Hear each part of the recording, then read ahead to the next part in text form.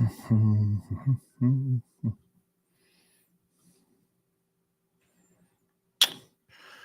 righty, looks like I am live.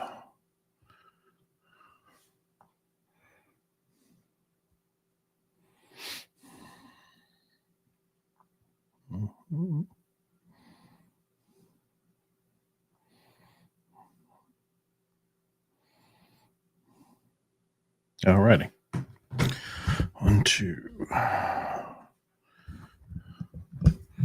right. Good evening, lunatics.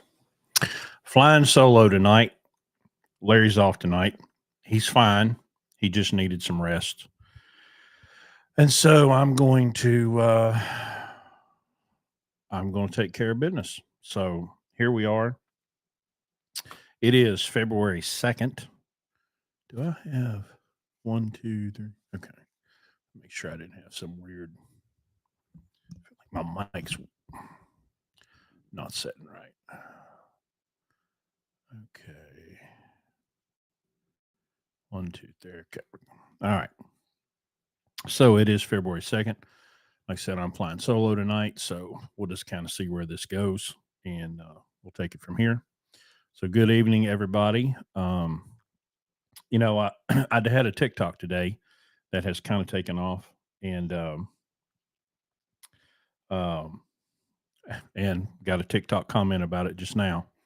So our interviews can be a little spicy sometimes because we have a duty really to make sure people understand what they're getting into here.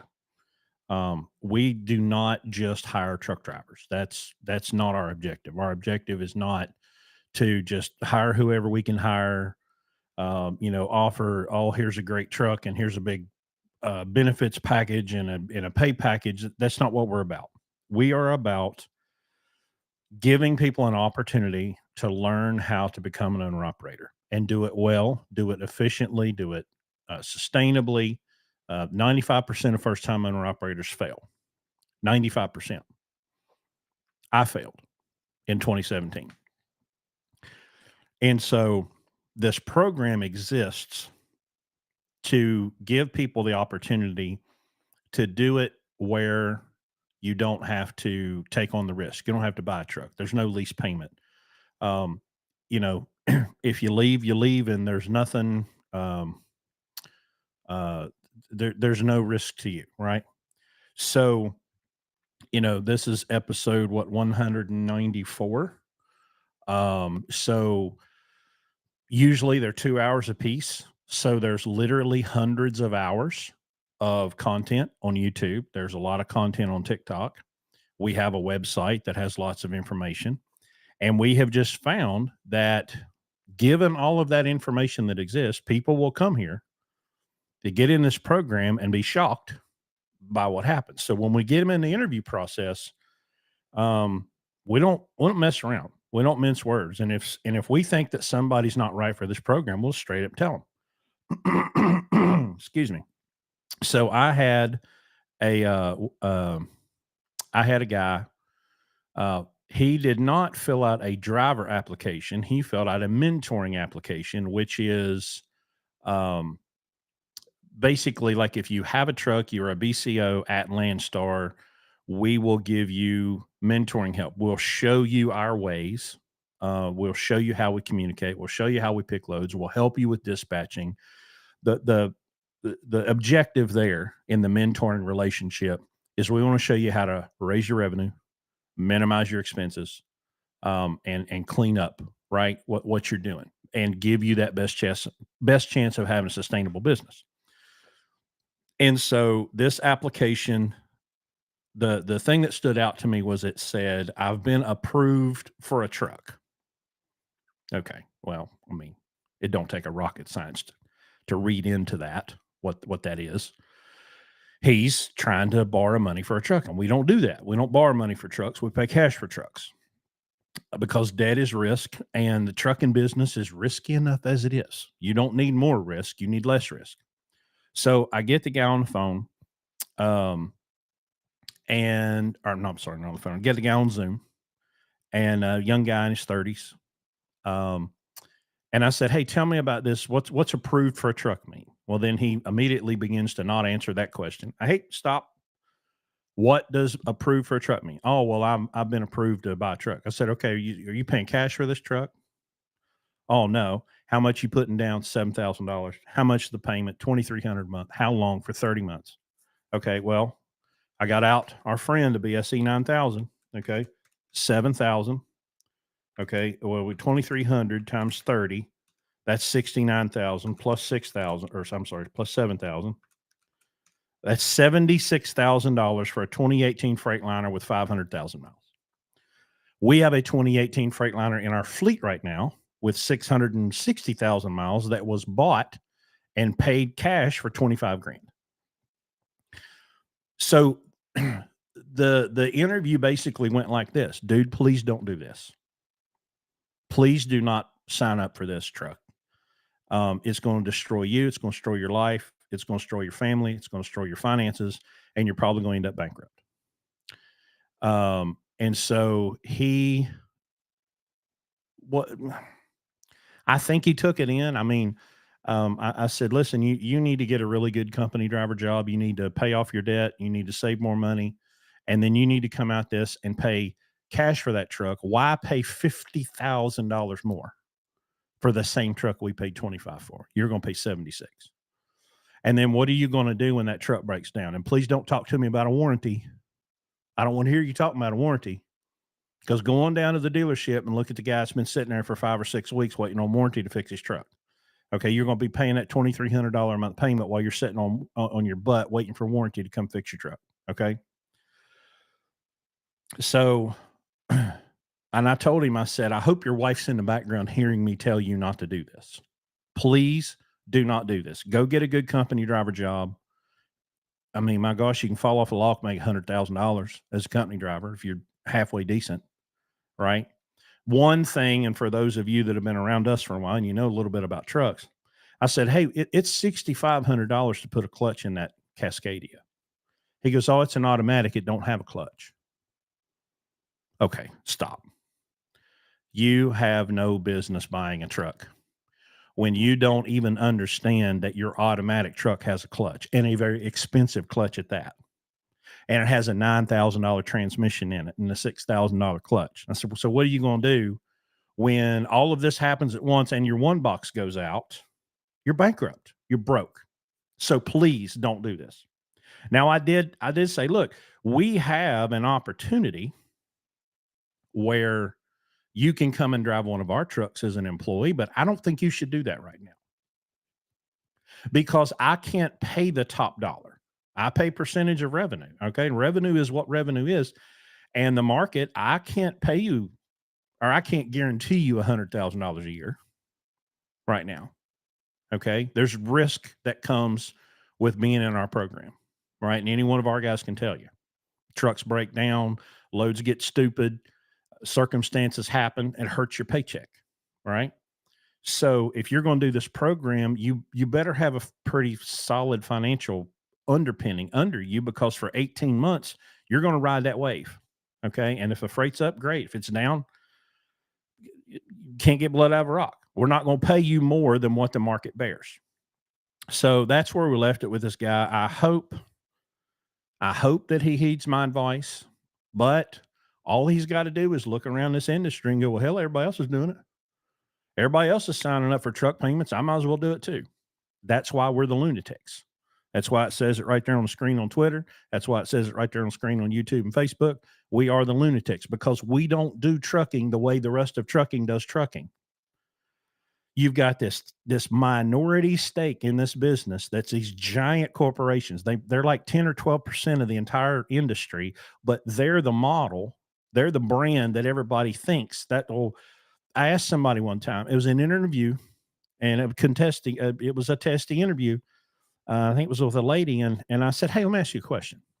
How, of all the trucks going up down the road right now, how many of them are owned by Swift, Schneider, JB Hunt, yada, yada? She's like, oh, 90%. I'm like, it's like 8, maybe 10. Okay. You can't escape that. Okay. All these big companies that everybody thinks are so powerful, they're tiny. Now they are powerful to the extent that they can get, you know, Congress to screw the rest of us on their behalf. So I mean, they do have that power. Um, but the majority of freight going up and down the road is by small companies, 6, 8, 10 trucks. That's the majority. That's who's doing the business. It's owner operators, single truck carriers is who's carrying the load. Pardon the pun. Okay. Um, and it's such a revolving door. Carriers come in, carriers go out. I read that 1,000 carriers a day, 1,000 MC numbers a day were being created in 2021, 22. And now I'm reading that they're leaving at a rate of 400 or 500 a day. Now, there are people that believe that those weren't real carriers. Those were just numbers being generated. Maybe so, maybe not. But I watched people. All right. There are trucks literally in our fleet right now that came from people who had no prior experience in the business, had no trucking background whatsoever. And now the truck is in our fleet and it being operated by us because the carrier no longer exists that truck was once in. So what we're doing is trying to teach you how to roll with the punches, how to be ready, have a backup plan, have the foundation of your business so solid that when the owner of the company has a stroke, everybody just steps in and all the principles are there, and you just do it, right? Everybody's got their job. Everybody knows what they need to do.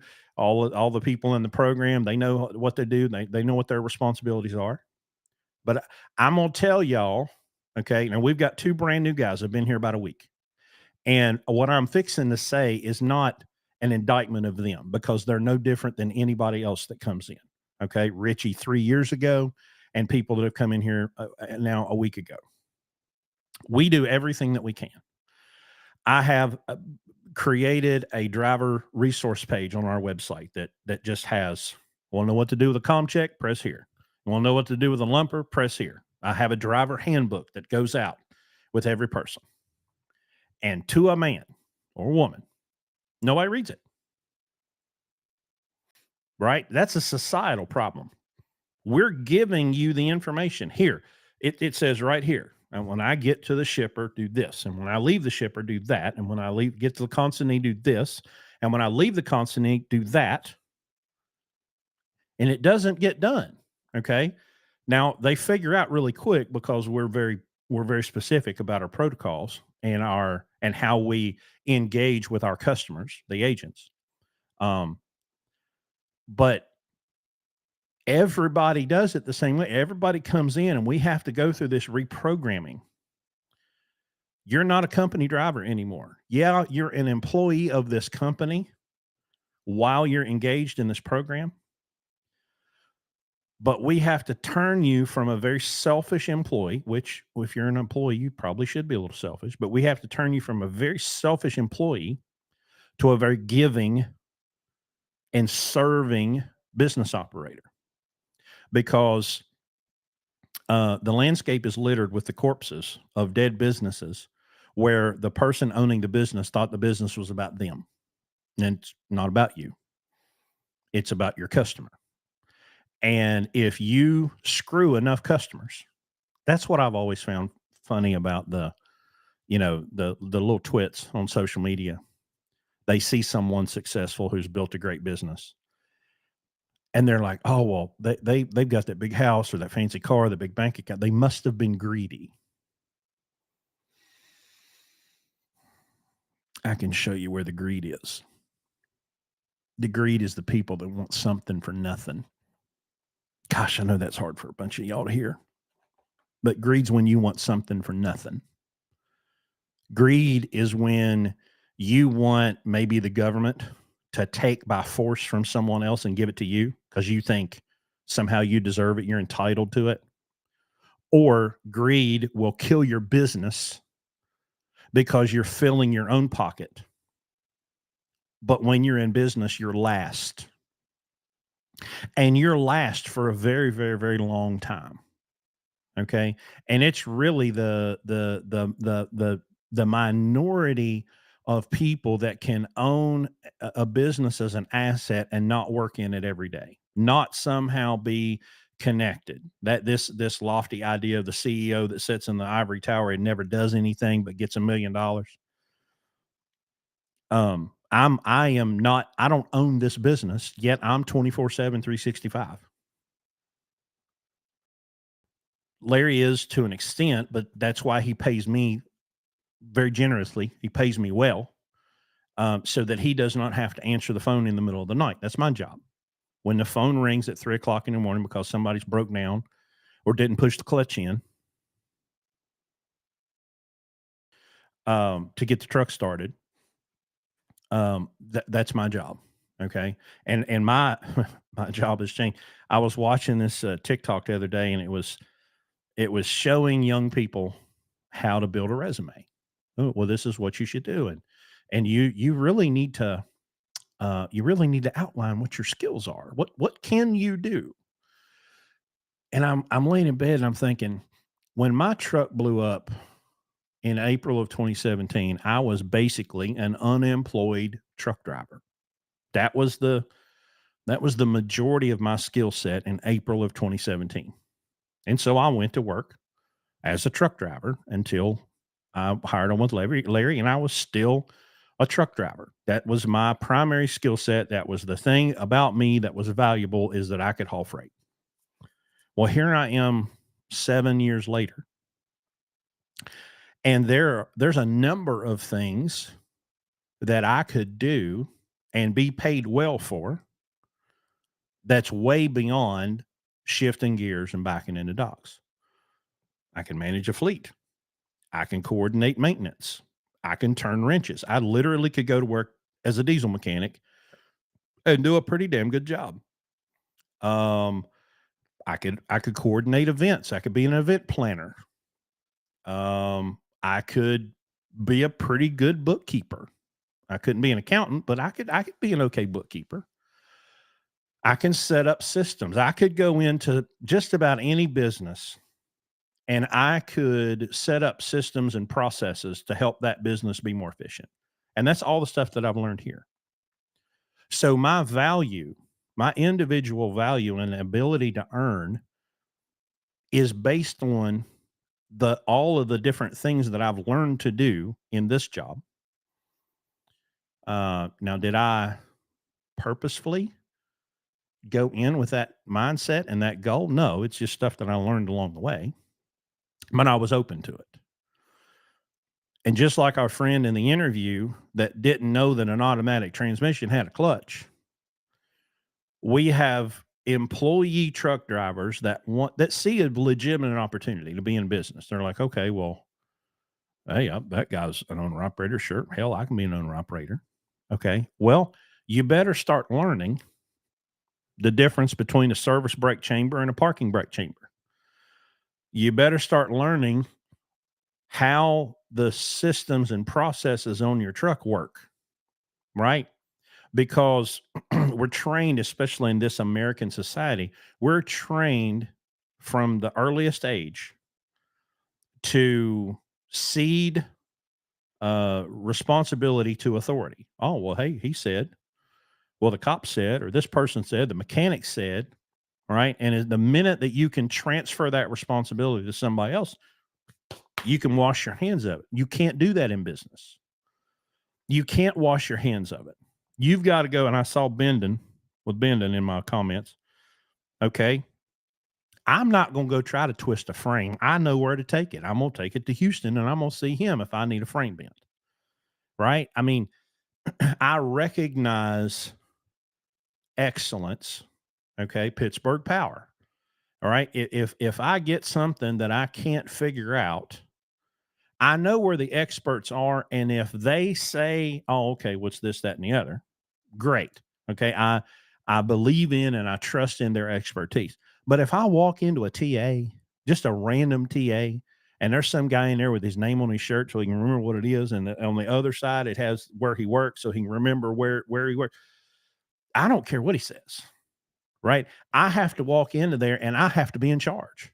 I have to say, hey, this is what's wrong with my truck and this is what's going to take to fix it. And I either A, don't have the time, B, don't have the tools. I need you, this person that's supposed to be able to do this thing, I need you to crawl in there and get it done because I don't have time or I don't have the tools with me or whatever it is. But you cannot stay in business long term if you just walk into a shop, toss them the keys, and say, well, yeah, y'all fix it. Unless you've built that relationship, right? And success in business is all about relationships. I saw a Landstar post, and I've got this folder. I've got an album on my phone now, screenshots. I call it "Stupid Landstar Posts." And there was somebody raising hell about the 120, the 120-day inspection that Landstar requires. And for those of you outside Landstar, the federal government requires a federal annual inspection of a commercial vehicle, and with that, an annual maintenance report. Landstar requires that every 120 days. And if they didn't, most of these jokers would be out of service because they'll never get the truck inspected or never have any clue what the hell's happening to it. So anyway, this person had gone to a Petro approved location and they were upset at how long it was taking. Well, I don't have that problem because I have spent years building a relationship with one location. When our trucks are due for a 120, I pick up the phone, and when she answers, I know who she is. Hey, it's Chris. Hey, I got a truck coming in this weekend. I need a 120. Oh, okay. Well, what day you want it? Oh, let's do it Saturday morning. Okay, great. And then she mentions the tech by name, right? Who then will look over the truck, and if there's anything wrong, he'll call me. He'll be like, hey, let's do this. Okay, great. Well, let's do that. It's all relationship. I don't just walk into some random place where I don't know these people and I'm gonna entrust them with something as important as my safety inspection. No. Right. And before Carl left TA, we went to the hardest guy. We went to the guy that would fail our trucks. We didn't look for the guy that wouldn't fail them. We went and looked for the guy that would. Why? Because I need to know when there's something wrong with my truck. I need somebody I can trust that's going to crawl under there. And as Carl would say, hey, what you going to do about this? Oh, well, I'll tell you what we're going to do about it, Carl. We're going to fix it. We had a truck breakdown last week, Freightliner with a Mercedes MBE 4000. Driver's going along, minding his own business. Truck just shuts off. He hits the shoulder. He calls me, hey, man, just quit. Okay, well, we went through a few things. And on a Freightliner, first thing you got to do is go to the battery box, look at the ECM wire, make sure we got power to the ECM. Yep, we got power to the ECM. Okay, I called a road service out. Road service comes out, shoots it with ether. It starts, but it won't run, and there's no fuel in the fuel filter. So it's lost prime. So we got no fuel. And with the diesel, if you got air, fuel, and compression, she's going to run. Might not run great, but it'll run. He says, I think the fuel pump's out of it. And I'm like, well, okay. Makes sense to me. You're the professional. Now, he didn't want to do a fuel pump on the side of the road in the rain, which I don't blame you. So I start making phone calls, and I'm calling and calling and calling and calling. And I happened upon Clark Power, Detroit diesel dealer in Jackson, Mississippi. And I called him up and I said, hey, man, I think I need a fuel pump. And he was like, all right, well, call this record and tell them we've got a space open. Just pull it right on in the shop. I thought, hell yeah. I mean, I've hit the jackpot. They're not telling me to wait 2 weeks. They're telling me we're going to pull it right in the building. Well, they pull it in the building. Guess what? Wasn't a fuel pump. There was varying types of fluid coming out the exhaust. Well, I don't need to tell y'all that's a big problem. So I said, okay, well, let's yank the exhaust manifold off of it. Right? What's wrong with it? They kind of reluctantly did that. I'm like, what's it going to cost? $500? Just yank the exhaust manifold off of it and see what the problem is. So they pull it off, and we've got fluid coming out of, and the Mercedes has 6 heads, right? It doesn't have one big head. It has 6 individual heads. And he said, hey, we got fluid in number 4, number 5, a little bit in number 6. And I said, well, we've been down this road before. The Mercedes head is known to crack. And the fuel goes into the head on the exhaust side. And I said, well, man, I mean, I'm just a fleet manager, but it sounds to me like maybe we've got a cracked head and it's letting the fuel run in, and that's what's had it to lose prime. And I said, well, let's just take the heads off. And this was like Thursday. I said, just yank the heads off of it and we'll find out. Oh man, are you, boy, that's you sure? You sure you going to do that? And I said, listen, man, here's how I look at it. This truck has one of the best drivers in our fleet. It's being operated by the best fleet manager or platform dispatcher, probably that exists. So what if it's $15,000? I don't care. That truck will make that back in, 15 weeks, 15. So who cares? Man, I don't know. And I said, hey, do you argue this much with people when they want to put a $15,000 one box on a Cascadia? And he got real quiet when I said that. I said, listen, let's just yank the heads off of it and let's do further diagnostics. Certainly sounds to me like we found our problem. So we eventually met in the middle. And we replaced 2 cylinder heads. Okay. And the truck is rolling right now. Bill was $10,000 and some odd dollars, $10,700. Okay. That truck has averaged $8,000 a week. So why would we not spend the money? Why would we turn this truck into a boat anchor, which is what he wanted to do? Oh man, I don't know. I don't know if this is worth fixing. Well, I've got all the data that says how much that truck is made.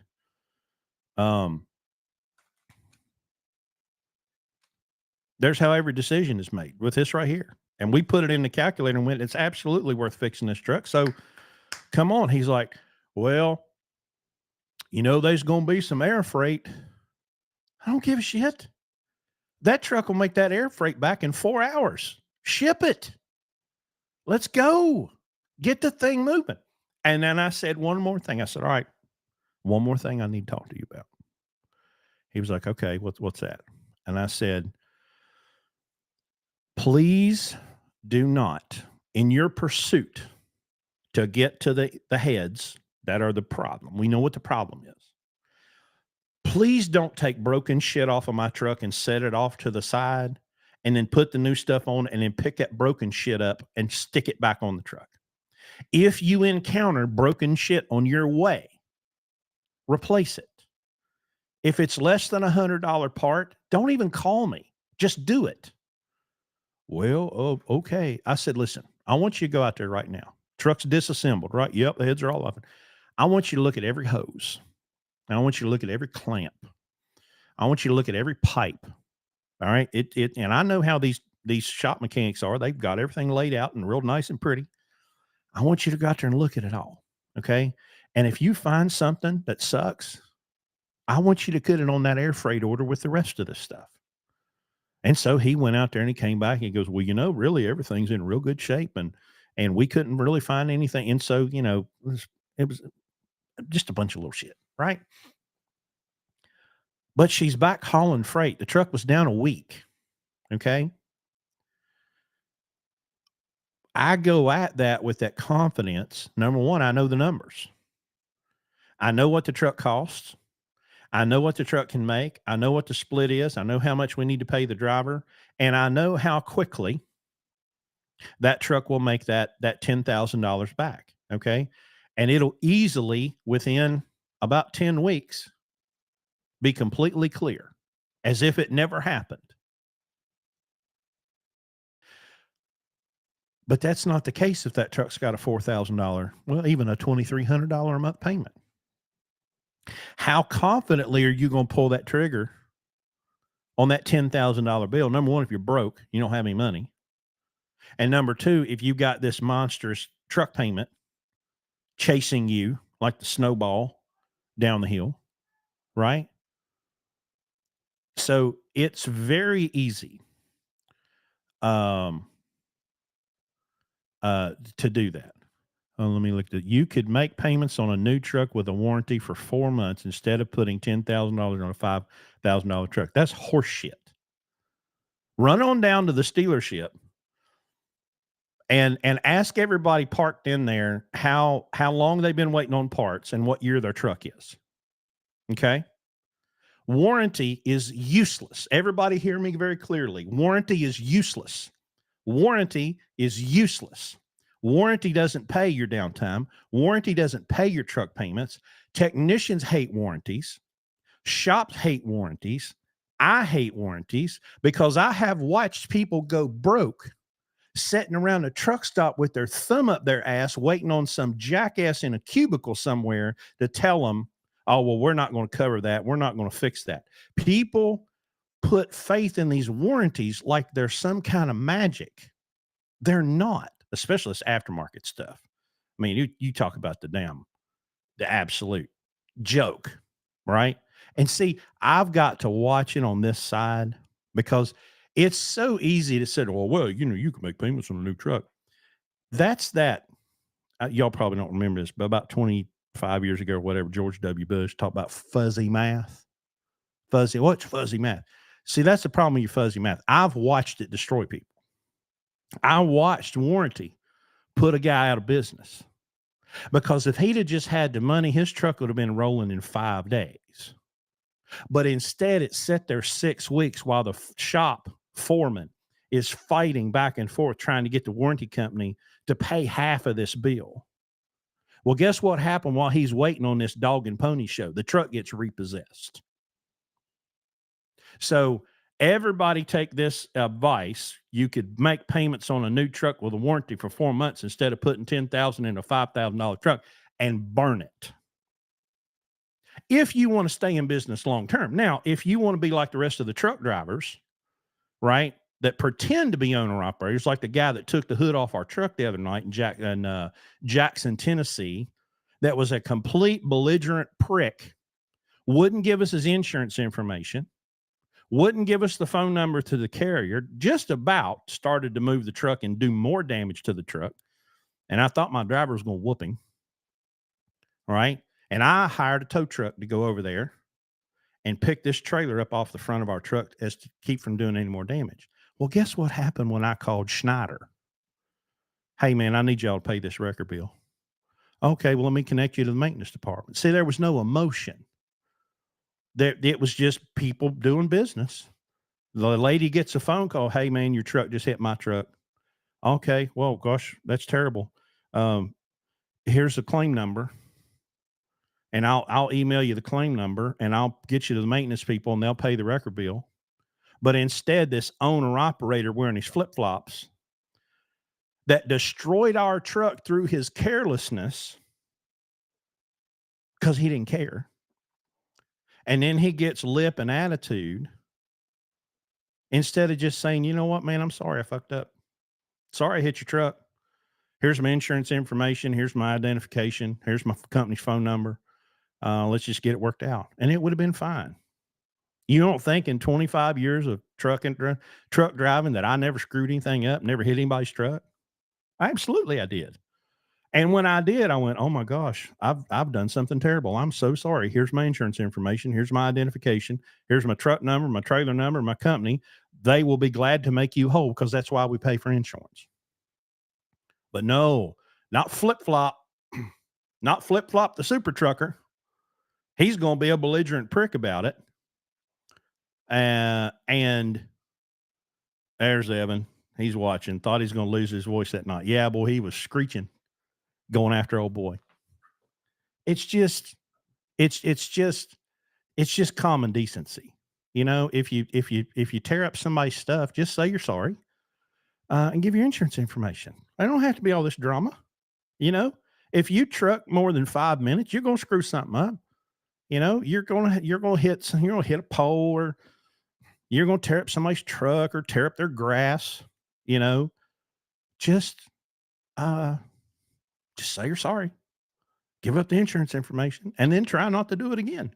You know, let me catch up on where's the bald man? The bald man is resting tonight.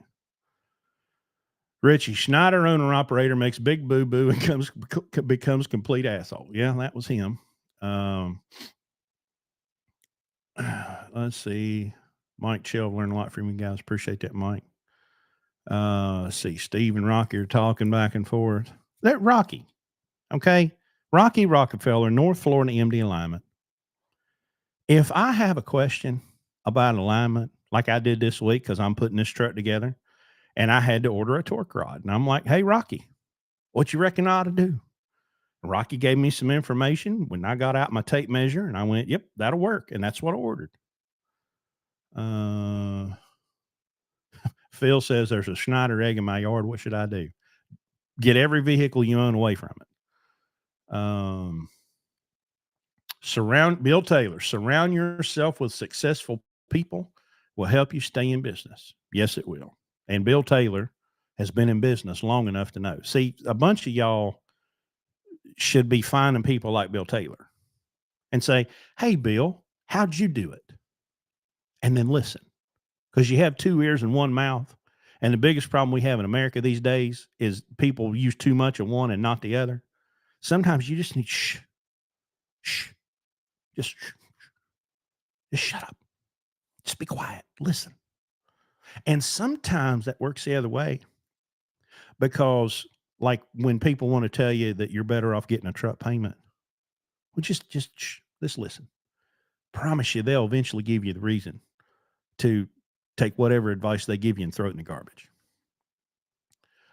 Matthew, I had a kid at the TA trying to tell me the pitman arm on a steering box was wore out because there was a gap between the two tabs that the clamping bolt goes through. Oh my gosh.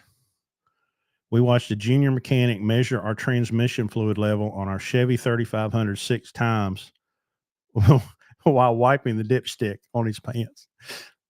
Well, there was two dipsticks involved in that story. He tried to add a quart and used in the same shop for years, spoke with the owner, and he put a stop to it right away. I've got the chocolate milk story from years ago where a TA mechanic said our oil looked like chocolate milk, which I automatically freaked out because when oil and coolant mix, it becomes milky. Turns out this crackerhead was looking at a coolant filter housing on a DD15 and thought that was oil. And I called the shop, and this is a famous Larry Long story. I called the shop and I said, "Hey, listen, please get he who doesn't know the difference between oil and coolant away from my truck." And she got nasty. And Larry was on the three-way, and I just hit the mute and waited on an explosion. And Larry Long hit her like a freight train.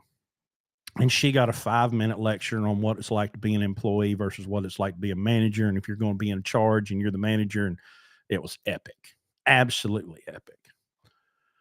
Had an owner operator stay out all week waiting on a $250 headlight bucket he bought off of eBay. Lost a potential $5,000 to $1,000 in revenue to save $200 on a headlight. Crazy. Just order it. I mean, that's what savings are for. But the problem is everybody's broke. Steve said, I was a little disappointed about Diesel laptop. I have Cummins. We have a Diesel laptop at the shop. And I got to say, I need to stop. I haven't been all that impressed with it, but they seem to like it. Yeah, people on TikTok, aren't very smart because they don't know what the term knuckle dragger means, which, anyway. Cal, uh-oh, my wife's in the chat, people. Everybody behave. Am I reading that correct? Make payments on a new truck with only 4-month warranty. Payments have interest slapped on it. And then what do you do after the warranty is gone? Pay cash for a truck and invest it to fix it up. Hey, I mean, she's been around some pretty smart people. D64 Falcon, just learned about you guys 3 weeks ago. I've owned a Lunatic truck for 5 years, 2000 Century, spent 7 grand, have about 50 in it over the years. Now it's still going strong at 1.6 million. That's what we love to hear. Hey Chris, how profitable is the Classic XL in your fleet compared to the C120s? Would you recommend one or a Coronado? Okay, we had a Classic. And the only reason that truck was in our fleet was, one, it was owned by Rocky. Okay. Rocky used to be a BCO. Okay. And he loved that truck. And he got so busy with the alignments that he just basically parked the truck and wanted somebody to operate it. So because it was Rocky's truck, okay, and that was probably the cleanest, most mechanically sound Classic XL in the history of Classic XLs, because it was Rocky's, we put it in our fleet. And Larry kind of bought it for me because I'm a boy and I like trucks. And he kind of bought it for me to play with, right? And then we put a guy in it pulling heavy on. He immediately totaled it. Now, we had that truck over 7 miles per gallon. Okay. We fixed it after the wreck, put it back on the road, and then Rocky ended up selling it to a guy. It's been repainted. It's beautiful now. But okay, I would never, ever, ever, ever, ever, as much as I loved that truck, okay, I adored that. Listen, y'all, it was a Classic XL with an 84-inch bunk, 13-speed, 12.7 Detroit. I loved that truck, but I would never, ever in a million years suggest a first-time owner-operator buy a Classic XL, ever, okay? You need the cheapest, most efficient truck you can buy. One of the reasons that the FLD platform in general is not a good choice is because parts availability is becoming more difficult with the FLD platform. Now, the Century, Columbia, they still made up to 2020. Hell, they might still be making them some limited, but I've seen 2020 gliders. I think it was a 2021 at the shop. So they're still making the body parts and the panels and all that kind of stuff. So parts availability for the C120 platform is not an issue. Okay. So as much as I love the 379s, the W9s, the big international hoods, the Freightliner, I love those trucks. Okay. Cause I'm a truck driver at heart. Okay. But if you get one of those as your first truck, you're adding an unacceptable level of risk to your business, and your new business is already at risk enough. Okay. There's enough risk. This industry's full of risk. We need to limit it where we can. And one of the ways we're going to do that is no 379s, no W9s, no big corn binders, and no Classic XLs. Okay. Now, you get your business 3 to 5 years going down the road, and and then you want to go crazy and go get you a big hood. Great. Okay. But in the beginning, absolutely not. No, no, no. No Classics, no 379s, no W9s. Okay. Stop it. Let me look at TikTok because I've kind of ignored TikTok. What happened with the general union? Okay, saw that. Saw your video on the man that wanted to come into your program. Yep. Ben, what are you using for your podcast setup? This is a Shure SM7 microphone. I have a Rodecaster Pro 2. Sorry, my desk is a disaster, but shit happens. And I use a free website called Video Ninja, VDO.ninja, to put this video up. And that allows me to put that video on my Mac. And over here, I have a Satan machine, Windows machine, because that's all TikTok Live Studio will run on. So over here in the corner, I have a Windows machine that's sending the TikTok out. And then I have my Mac that I'm sending to YouTube and Facebook going through Restream. So I have OBS Studio set up. OBS sends to Facebook, YouTube, Twitter. And then I have TikTok Live Studio on my Windows machine, and Video Ninja sends the signal everywhere. And you don't need the Roadcaster. You need a USB interface and a decent mic and some headphones. Let's see.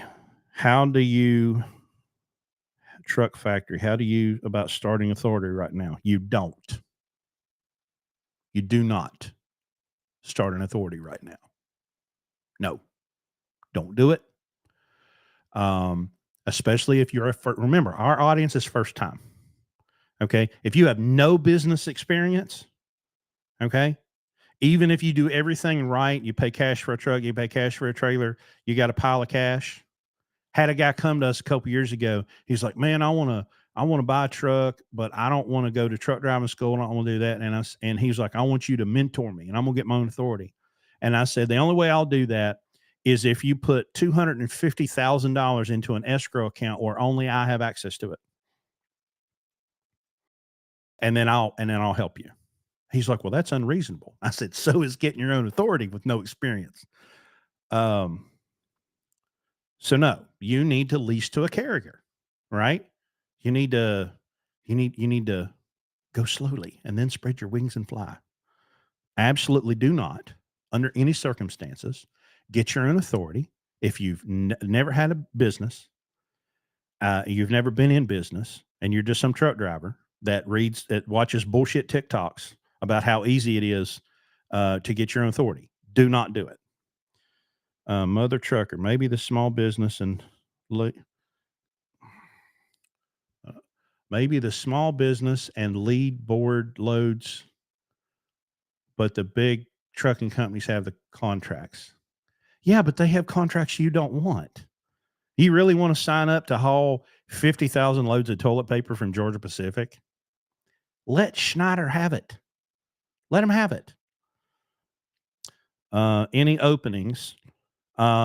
Yes, limited. I mean, we've got people in the pipeline and we've got trucks coming, but go to the website, blueribbonlogistics.com, and there's a um, join the program. You can read about the masterclass. Thank you for sharing. Knowledge is priceless. You're welcome. Do you think it's valid to buy a $40,000 truck that's ready to roll? Good question. Okay, we came up with $40,000. Well, back up. Larry came up with the number $40,000 to acquire a truck and get it ready to haul freight. Okay, and again, that number came from here. I want you to kind of think about it like you would think about an investment. Okay, an investment in whatever is going to bring X number of return. $40,000 is a reasonable amount of capital to spend for the return that a properly run trucking company can bring you. Okay. Here's the problem. And this is where people like Rocky can testify. Okay. Rocky will tell you with absolute authority that a brand new truck needs an alignment. Okay. Your brand new truck with warranty is going to destroy tires very quickly because they don't put a lot of time into the alignment coming off the factory. They don't have enough time to do a proper alignment. So their specs are literally the steers can be pointing this way or they can be pointing that way. As long as they're within here to here, they're okay. And the front drive axle can be pointing here or here, and the rear drive axle can be pointing here or here. And anywhere in there, it's okay. Those are the build specs. And that's what they program into the Hunter machine at the truck stop. So when the grease monkey tells you that you're in the green, that means your truck can be pointing 6 different directions and you're good. And they've never checked your bearings. They've never checked your bushings. They've never checked your torque rods. They've never checked your tie rods to know that that truck is capable of holding a good alignment. Okay. So let's say we find a good $40,000 truck. I promise you, the bushings and torque rods are junk. The wheel bearings are loose and the tie rods are probably shot. Okay. Well, that's probably $3,500 plus an alignment. Okay. It probably needs new shocks. It probably is going to need some airbags. It's probably going to need some, shocks and Um, remember, I'm getting to the $40,000 number at 40 grand. I'm ready to go.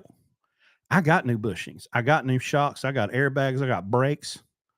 I've gone through the thing top to bottom, back to front. I've got an OPS on it. I've got a fleet air filter in it. I've got fresh oil in it. I've run an overhead. I've replaced every piece of rubber in the cooling system. Like when I'm at 40 grand, y'all, she's ready to haul freight. There's no question, right? So when you buy a $40,000 truck that's ready to roll, your version of ready to roll and my version of ready to roll might be two very, very different things. Thought I just saw. Uh, did Rocky pop one up here? I thought I saw. Oh, Will Lee Kersey just done a 2024 KW T680 that I picked up brand new that was out 330 seconds. Listen, y'all, I don't know if y'all seen the price of tires here lately. Our super singles are $1,100 a piece at our cost. Okay. So that means the really good Michelin duals are about the same.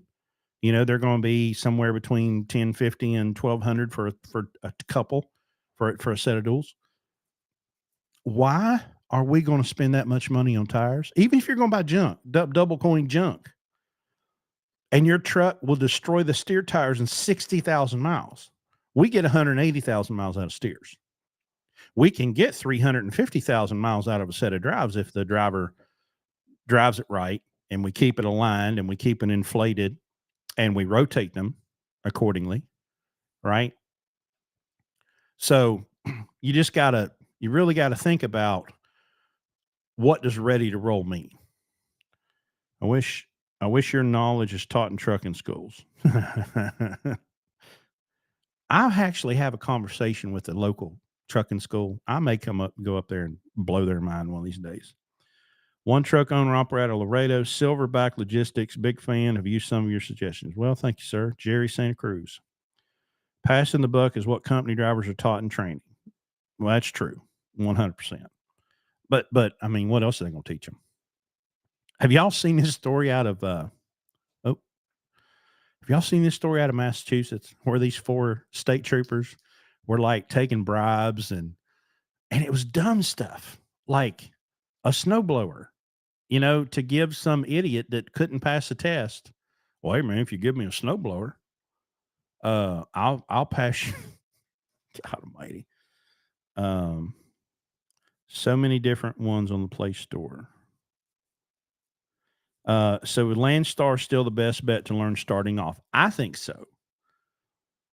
Because what's that old I see this meme all the time with Sam Elliott and it says, life's hard, it's harder if you're stupid. Listen, if you're Landstar, if you fail, your fault. If you succeed, your fault. Right? I mean, it's just a system that you can operate in or not. But for us, Landstar provides the most amount of risk protection. Okay. That's you get a completely even playing field, whether you want to believe it or not. It's a 100% even playing field. Everybody shows up bald and naked, just like you came out of your mother's womb. Everybody's the same. Everybody starts as what you do with it beyond that point is completely up to you. And if you're useless, you're going to hate Landstar. So I think that Landstar, maybe Mercer, but Landstar, for the first time owner operator, it's the best path. If you want to have your own authority and you want to build up, great. But if you want to survive long enough to actually do that right, I would start at a carrier and I would do it at Landstar. What's the comparison from Landstar to Mercer for an owner operator flatbed? I mean, I don't have any personal experience, so anything that I tell you is anecdotal. I've heard people say they don't like Mercer because there's still a hierarchy There's still kind of a seniority system. I've heard people leave Landstar and go to Mercer and absolutely love it. I don't like the idea of having to wait if there's a load on the board, just like with Landstar. I see it on the board, I call it. If it's available, I book it. Right? I don't have to, oh, well, it's not your turn. No, I'm not doing that. As far as the truck restriction, I don't know. I've not heard that. I don't know, but I've heard people say that about Landstar, and it's not true. If your truck has an electronic engine, you can lease it on the Landstar, period. That gets you everything from about 93 or 94 up that you can lease on the Landstar. Face Shutter, what's included in the 30% the Landstar takes? Thinking about applying to drive there. Okay, number one, Landstar does not take 35%. They give 65% of their money. They don't take 35% of your money. It's Landstar's money. Okay. The money comes into Landstar. The truck gets 65%. If you have a trailer, depending on if it's a van or a flatbed, you get 7 or 8 for your trailer. The agent, depending on their contract, gets 7 or 8. So like I have a truck sitting right now that has a motor out of it. And so every week I do that truck settlement, and that truck has a burn rate of about $110 a week. Okay. So here's one way I can answer that. Larry and I were throwing around the idea of what if we put a truck in the system and its only purpose was to sit there as a spare. What's the exposure? And so we went through and we figured out physical damage insurance, and we figured up, access to Landstar Online and the pre-pass and the this, that, and the other. And it was $8,000. That if you had a truck leased on a Landstar on January 1st and it never pulled a load until January 1st of the next year, it would cost $8,000. And that covers all of your, what we would call the settlement deductions for anything else. So I can tell you that our profitability numbers are absolutely destroying every industry average that we see. Doesn't matter if it comes from DAT. When I look at the numbers that somebody help me, who's the guy that has the podcast Hauling Assets? Okay, publishes his numbers every month. Okay, and I'm taking him at his word that those are his real numbers. Dude, we're destroying those numbers like by a wide margin. Okay. He's got multiple trucks. He's got 11 or 12. We've got 11 or 12, depending on. It's not even close. It's not even close. So the idea that we're somehow losing something, I mean, it's either made up in the fuel discounts that we get. We buy those super singles at a whole lot less money than what they cost retail. The efficiency of the billing, there's no factoring cost, zero. So to me, it's again, this is the difference between us and other people. Especially the trolls in my comment section on YouTube and mainly on TikTok. Okay, I'm more than happy for y'all to bring the data and put it in here, but they won't because they don't. They're just repeating nonsense that they've heard from some other truck driver. I've heard Landstar has great freight for curtain side trailers. I can testify that to be true. We've had a Conestoga. Is Phil in here? Phil, probably, I think Phil might be driving. I don't know, a year and a half. We've had a Conestoga, and it's been a moneymaker. So I would say, yeah.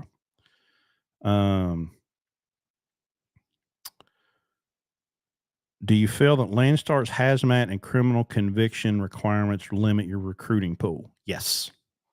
There in the years we've been doing this, there's been, I can think of 3 or 4 people that we really wanted to hire because we could tell they had the right attitude. And all we got was they don't qualify. They wouldn't even tell the person. Oh, there's Phil. How long have we had that Conestoga, Phil? Um, and we don't know why. We can only assume it had something to do with their background. And it made me mad every time because here was a person who I could tell had the character, had the attitude, had everything that they needed to do to come be successful on our program. And probably because of some bullshit conviction they had 20 years ago, they couldn't get in. So yeah, it's absolutely happened. If you ever break down Eastern Kentucky, I want someone competent to fix your truck. I'll hook you up. All right. C. Gibson 11. Well, do more than that. Give us a name. Like, what's the name of the business and where it's at? Eastern Kentucky is a big place. Is insurance included? Yes. We pay, like, for most of our trucks, the cheap trucks, $150 a month for physical damage. Our bobtail is $31 a week or $35 a week. It's $35 a week for bobtail, and our cargo liability is zero. Truck drivers always tell the truth. Yeah, they do. Chris went from 3 trucks to 12 in a year, so it remains to be seen how it really pans out. All hauling assets. Yeah. Listen, I think he's an interesting guy, and I appreciate what he does and how he does it. Okay. Because I think this is my assumption. I think he assumes that there are people that will bypass what we think they should do, and they're going to go straight that route. And so he is giving them the information that they need to have to go that way, because they may tell me, screw you, I'm not leasing to a carrier. So somebody's got to put the information out there the way that they do on hauling assets. So I would say I wouldn't do it that way because it's risky as hell. Now, of course, he's a businessman, and he was a businessman from before he started this hauling assets project. So I ran into a driver saying he was making over $35,000 a month running from Pacific Northwest to Texas with the CV. I don't know what that, Conestoga maybe.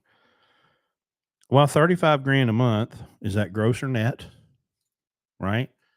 I mean, our goal was 40,000 a month, and that's hauling general freight in the dry van gross, which works out to 25, or, you and hauling assets are polar opposites in business adventure, but similar in business handling. Yeah. I mean, we're not opposite. I don't think we're opposite in philosophy.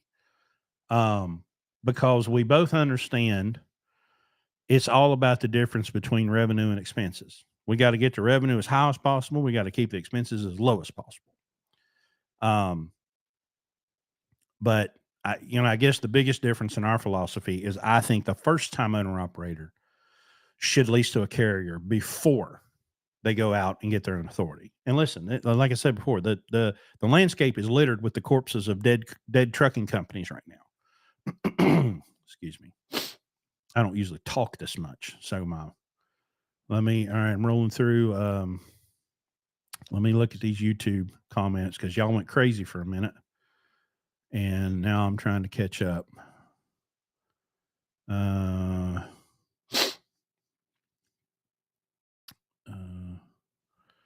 And the people talking about fuel. Mark Ely's in the house. Have a $13,000 a week plan for next week. Well, but I love weeks like that. Landstar, they won't touch me. Authorities. I've been to. I don't know what that means. What's the $8,000 cost? The insurance and Landstar tools. Yeah, like we pay $3.69 a week for access to the Landstar system. All right, so that times 52. Pre-pass, $2.50 a week times 52. Your physical damage insurance, depending on the value of your truck.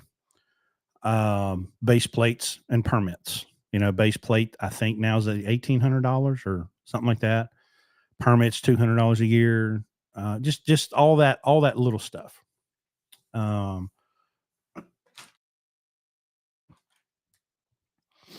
Do, do, do. Y'all got all these side conversations going. Yeah, there's Phil. We've had the Conestoga about 2 years, and it has made copious amounts of money. Um, I'm gonna tell you right now, just this is observation. If I was gonna like invest, it would probably a Conestoga, a flatbed Conestoga, because it's so versatile. You can haul flatbed stuff on it. You can haul van stuff in it. Um, so it's crazy. I guess y'all must be talking about Joel Morrow. He's at Fuel Mileage Fanatic. He's got that Volvo. Uh, we actually learned about you guys listening to the Hauling Ass podcast. We think his mistake is he buys all brand new trucks. Yeah, but I don't think he's necessarily doing that now. I think he's got some older trucks because I just saw it in an episode. What was I need to listen to it? I guess it was what was better, old or new. But again, it comes down to like today. Okay, the interview guy today was going to pay $76,000 for a truck that I would only pay 25 for. Okay, well, who's gonna decide two trucks sitting side by side? You pay $50,000 more for one than the other, right? Um, Green Handle Gang, I've made it 8 years, never leased on with anyone. Okay, you are the exception, not the rule. And my hat's off. Well, my hat would be off. I didn't have headset on, but those of you that do your own authority and do it well, you have my absolute respect because it's hard. Okay. It's very hard. You deserve the accolades and the credit for making it 8 years. I guess from my perspective, okay, I see people, every one of them comes to us with the desire. Oh man, I want to have my own truck. Uh huh. Sure you do. Uh, you know, I, I don't believe that's true because I'm not seeing you put the work ethic into it. I'm not seeing you throw away like recognize here's something I've always done. I've always done it this way, and I will hold on to that and never let go of it when you should let go of it. Let it go. You have to be willing to have very, very like deeply held beliefs and go, oh my gosh, I believe something stupid. I'm going to let go of that and replace it with something better. Do we do oversize? um, the short answer is no, but it's not an absolute no. Remember that what we do here, like in football, is blocking and tackling. Okay. I can teach you business, hauling general freight in a dry van. Okay. And I don't have to worry about you being distracted from what you're really here for, which is to learn business by over specializing. Okay. And we did this a few years ago with the guy that totaled Rocky's truck. He wanted to do oversize and all this stuff, and it was hurting revenue, right? Because we're going and looking for that stuff. Now we have a guy now who has worked himself up to where he could start doing some oversized, overdimensional stuff. And so we're not against sprinkling that in, but we're not going to go hunting for it. We're not going to um we're not going to try to dedicate ourselves to that kind of freight. If it comes along, great. We'll grab it and haul it.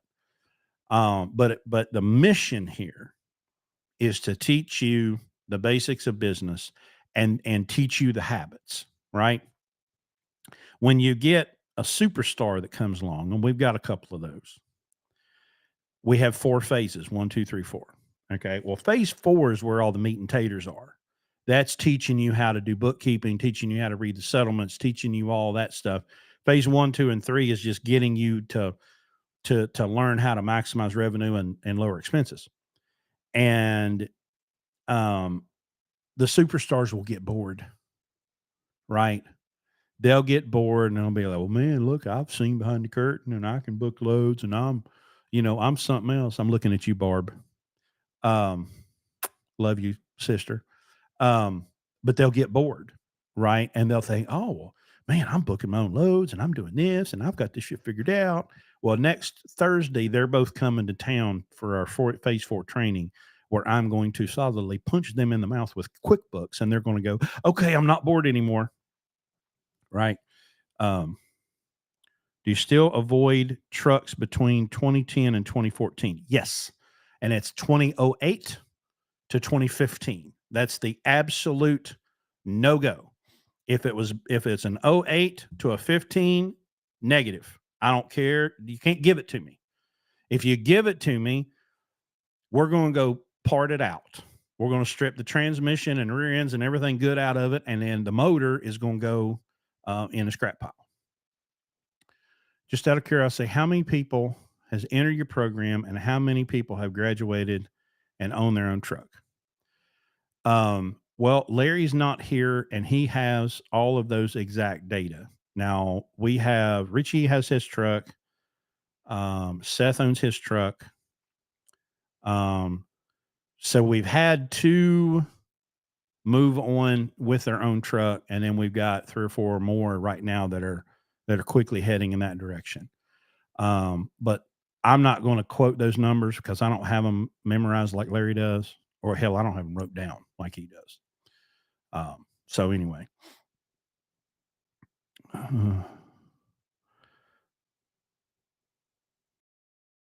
Okay. Well, you know what? Let's do this. Let's talk about the sponsor for a minute. We'd like to thank Pittsburgh Power for being our sponsor. We are going to be at the Louisville Truck Show in March. And if I remember the schedule correctly, we're going to be in the Pittsburgh Power booth in that general area. And that's where all of our people are: MD Alignment, Fleet Air Filter, Fast Systems, Pittsburgh Power, all right there in that little area. We're going to be there Friday hanging out. And on Saturday, we're going to be in the Landstar booth hanging out. So you can come see us in either location Friday or Saturday. We're going to probably move around Thursday, well, maybe with some costumes and disguises on so we can actually get to see the show. But we'll be moving around Thursday. But Friday will be our dedicated days to be with the sponsor, Pittsburgh Power. We run the Pittsburgh Power Catalyst in anything from 2004 up. So anything that has any kind of emissions, the EGR, DPF, SCR, we're running that catalyst because it has proven itself to be the product that saves emission systems. I was just at the shop yesterday talking with the DPF Alternatives guys. And with DPF Alternatives, if they clean your stuff and you run the catalyst, you get a lifetime warranty just from running the catalyst because it's that good. There she is. Barbara's in the house. I was just talking about you. And of course, we run the OPS. We're stocking distributors of the OPS. We can put them on for you now. Come on through the shop and we'll install it.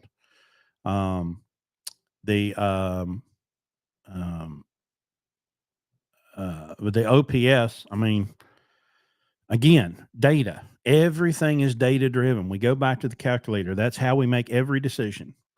1.8 million miles on a Mercedes. And I've got to believe that it was the OPS that helped us do that. But even if you don't do extended drains, even if you don't take it as far as we do, the ability to get that sample out of your engine every 20, 25,000 miles, it's invaluable. To be out here, I know what's going on inside my engine because I can look at this oil sample and it will tell me I've got wear metals, I've got contaminants, I've got fuel dilution, and fuel dilution is a big problem, unfortunately, that we're facing right now because of injectors. They suck, right? You can't buy new injectors for a Series 60. And I'm assuming the same is the case for the other manufacturers. It's all reman junk. And a friend of mine, or 2 friends of mine, are fighting and have been fighting fuel dilution forever. And so when the one friend, Randy, calls me, hey, man, I'm still fighting dilution. I'm like, well, hey, let me go to my buddy Dan I mean, because he's a guru. And so I send Randy's oil sample to Dan, and Dan goes, his isn't anywhere near as bad as mine is. And it's become something that we have to live with, which sucks to be in the most advanced society in the history of man, and we can't buy a damn decent injector. It sucks. I hate it, but it is what it is. So we keep sampling, but I've heard of people. Well, I've heard anecdotally Pittsburgh Power saying that people have changed injectors 6 and 7 times before they got a good set. That's what we have to deal with here in the land of the free. You can't get anything that's worth a damn. And aftermarket, why have you not responded? I see what I need to talk to, like Doug Cook, Motion Raceworks. Here's a guy who left the sales world because he's a gearhead and he loves racing and drag racing. And he saw that nobody was making good parts. And so he has built an amazing company building incredible aftermarket products for the racing community. We need that in diesel. I mean, I'm watching these guys, what they're doing with CNC machines. Well, hell, why can't we do it? My broke ass can't do it. And so unfortunately, we're going to need somebody with some money, right? 18 Cascadia. So we haven't quoted all these out exactly. I know it's about 4 hours of labor. Okay. So at our shop, that's going to be $440. And the system costs about $900. So you're probably looking, I'd just say $1,500 installed out the door. We'll start buying more modern trucks. Is this a question or statement? We'll start buying more modern trucks with tips and tricks on how to maintain them. Will we? Yeah. We're calling it the Lunatic 2.0 because we know there just comes a point where they're not, it's not going to be sustainable forever to run 2000 to 2007 trucks. Now, I'm going to run them as long as I can run them. And the Cascadias aren't terrible. I hate T680s with a passion. And it's all about the body. It has nothing to do with the drivetrain. Not a big fan of the PACCAR motor. So the Cascadia is kind of what we're doing. We've got a couple of them with DT12s, but my God, I mean, y'all, $12,000 to put in a transmission, $6,500 to do a clutch. It's just, it's just insane. But it is what it is, And so, but right now we're still at the point where going back to that $40,000 number, I can still get more truck from a 2007 spending $40,000 than I can from a Cascadia. The DD15 is an amazing engine. It's an incredible engine. But we know we got to do bottom ends about 900,000 miles. Well, that's $5,000. You got to keep that emission system clean. That's not cheap.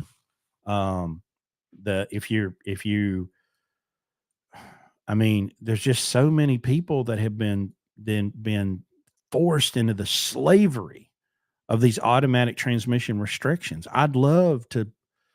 I'm not a violent person, but if I was going to be rounding people up, I'd like to find the people that came up with this automatic transmission restriction, dig a big hole.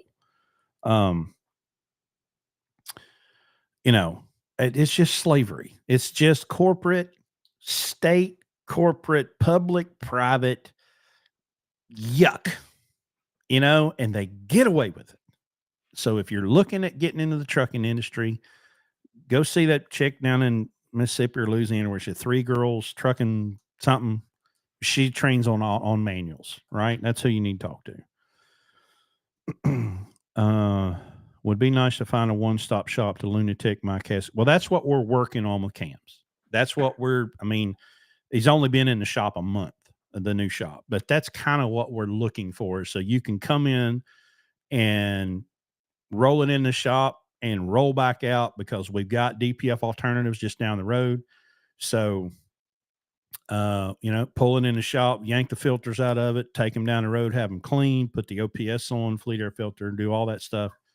And just one stop shop. That's kind of the goal that we have. Barb's Diesel Diagnostics Repair and Innovation Shop coming to a trucking hub near you in 5 to 10 years. Listen, don't doubt this chick, y'all. She's going to do it. Why would a company like I'm with 700 trucks been in business since 1972 and they do a PM every 15,000 miles, all filters are on? Why wouldn't they use the OPS system?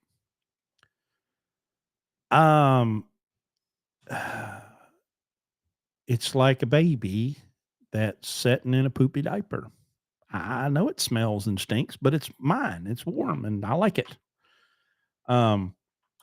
It's marketing to an extent. It's, I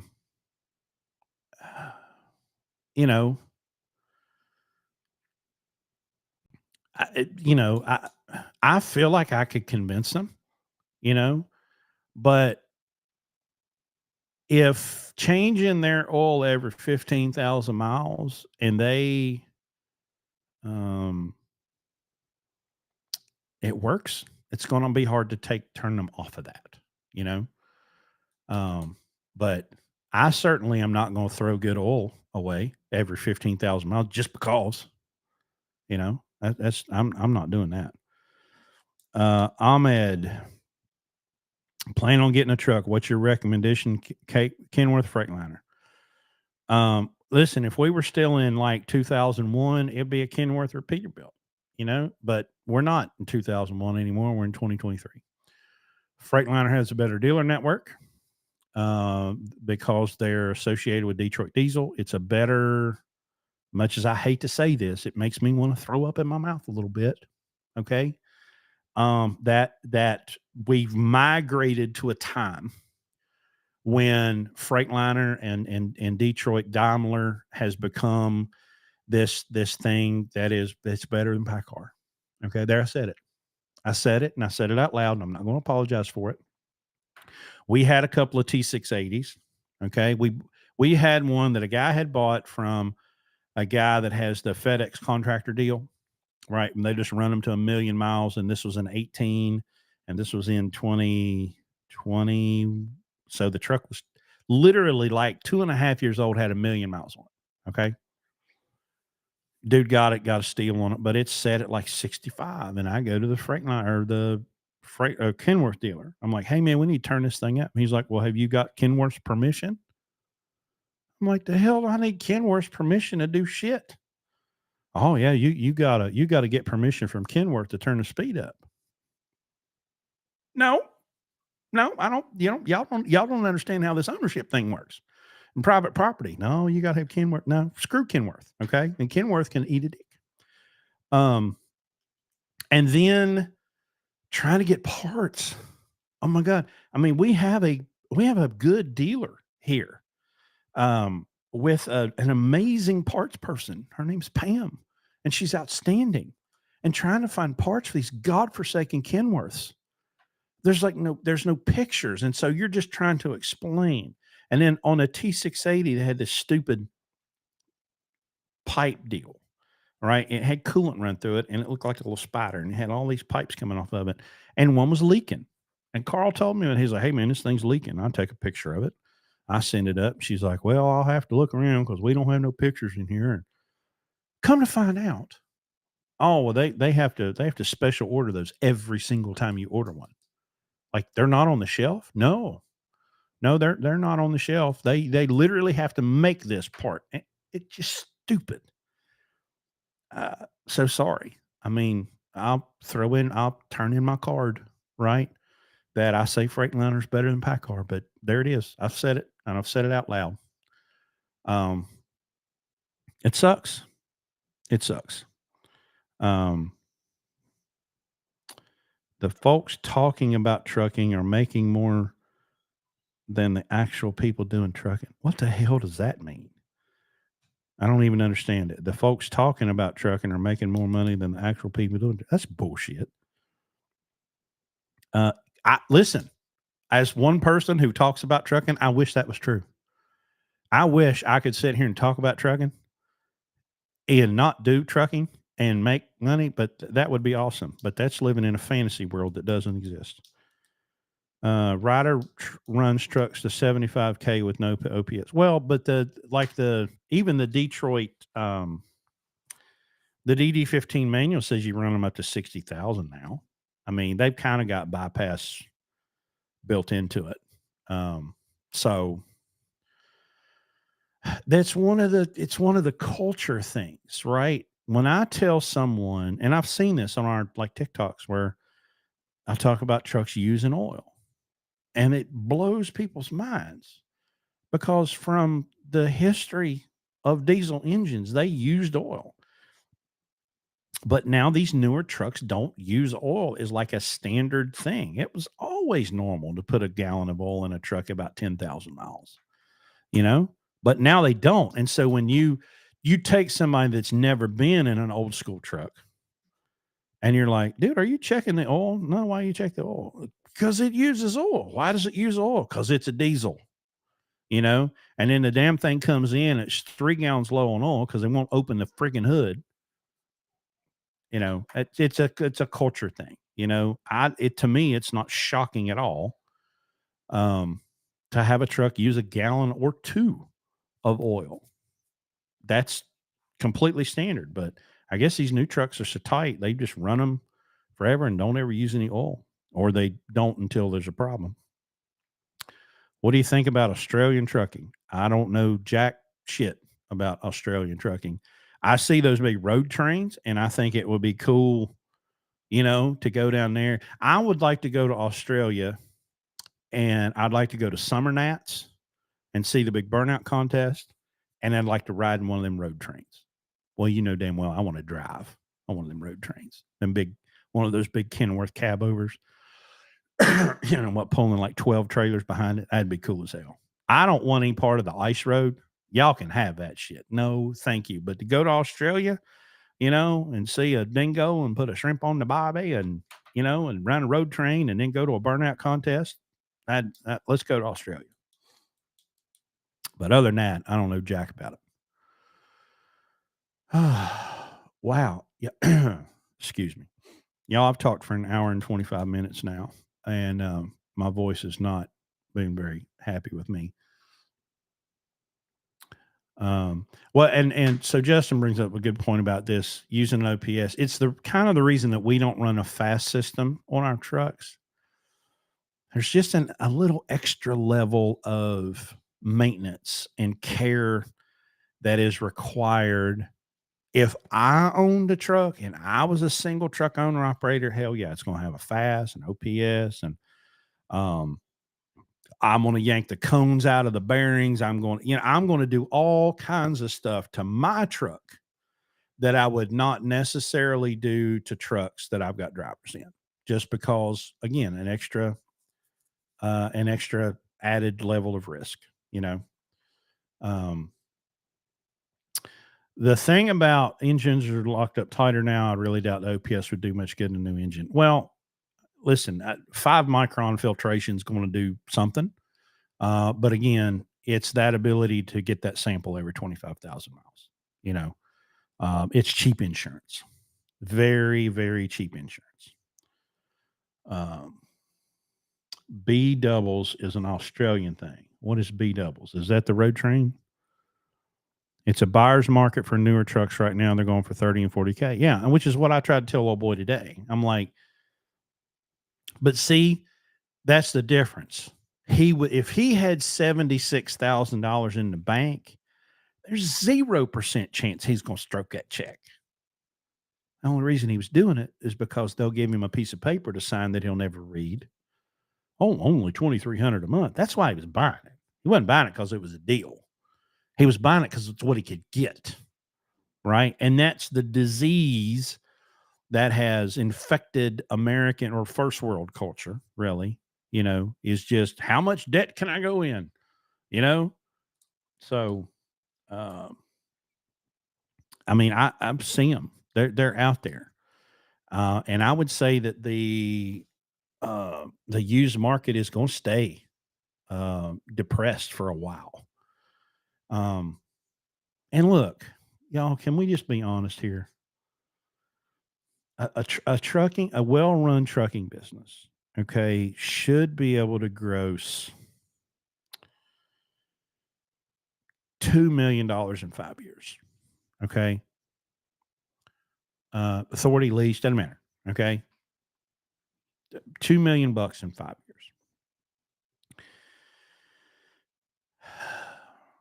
If you can't manage to save up 50 grand, what business do you have making $2 million in 5 years? Let's be honest. You're not serious about it.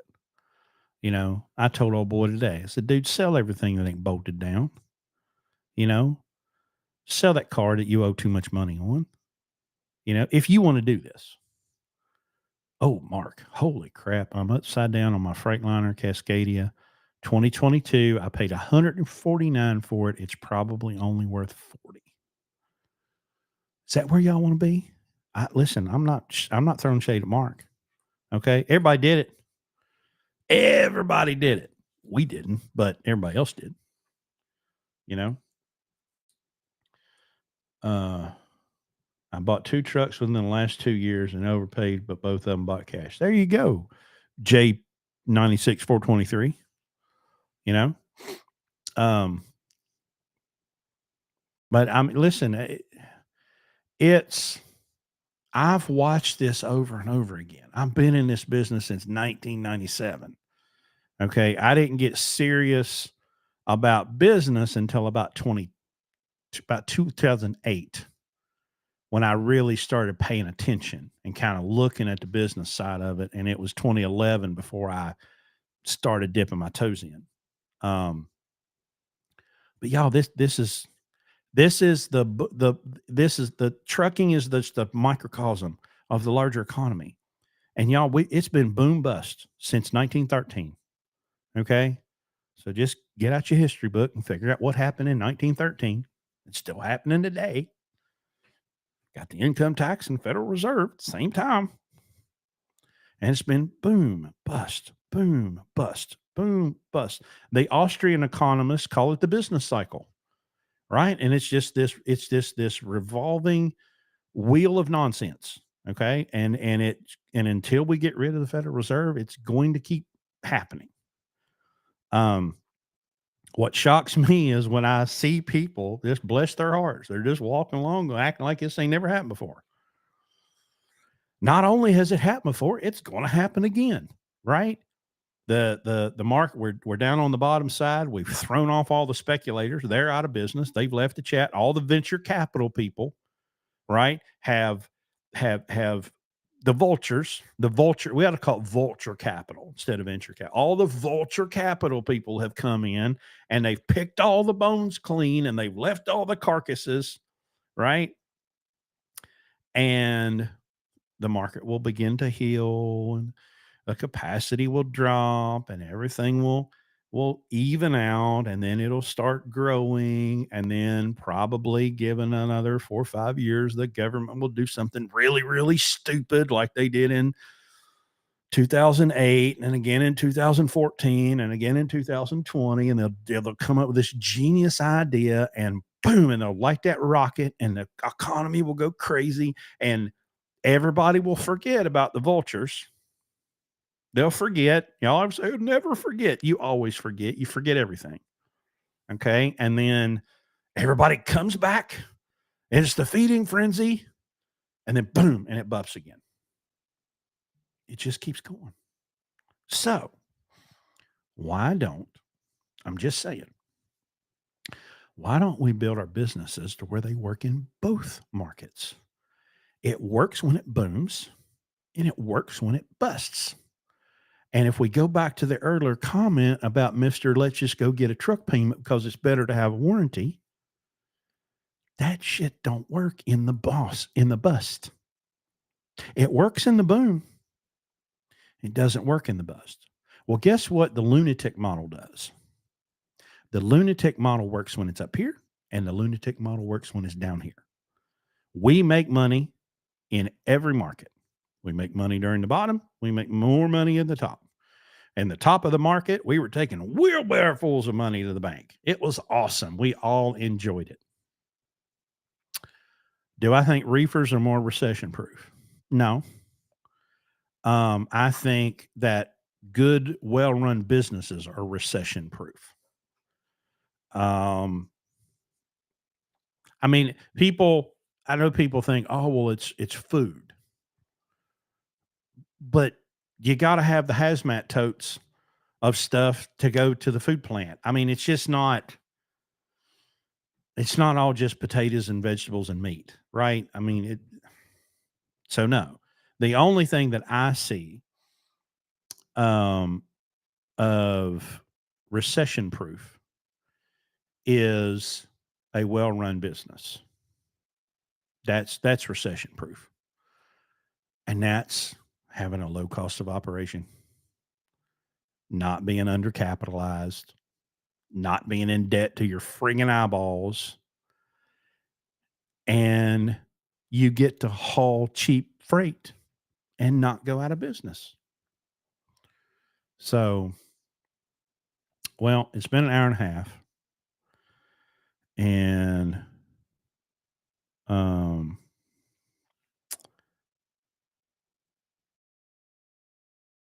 I'm about done. Oh, another comment. The trucking companies buy a new truck every 5 years, cycling up. We had a job cycling down layoffs. Okay, but you're probably talking about 8 to 10% of the industry. Don't look at what Schneider and JB Hunt and US Express do, right? They're tiny. They're insignificant. Don't do anything. They run on a 2% margin.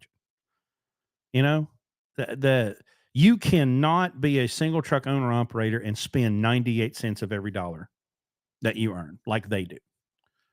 Don't pay attention to them. There you go, Phil. The type of trailer you pull does not constitute success.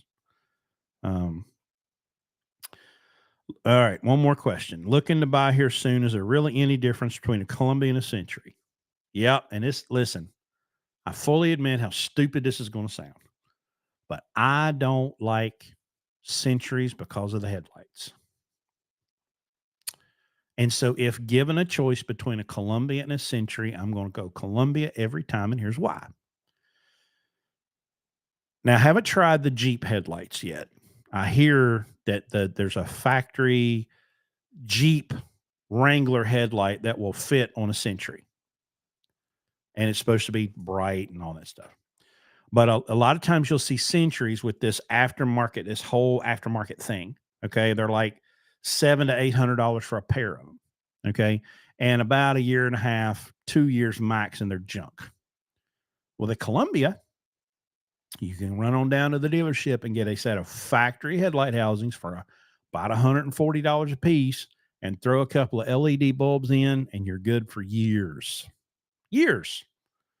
So I do not like Centuries for the hood alone. And I used to, back when I was a truck driver, I used to think the Columbia was ugly and that I wanted a Century because it was somehow prettier. It's a Freightliner. Ain't nothing pretty about it. Um, so, and that's just experience. And I'm going to throw one more thing in there. I prefer the '04 to '07 over the 2000 to 2003 because the HVAC system is better in the 5 to 7. It's a lot easier to work on than the kind of older style that's in the like 97 when it came out up to '03. Um, the '05 to '07 or '04 to '07 has the blend door set up. Much easier to replace an evaporator, much easier to replace a heater core.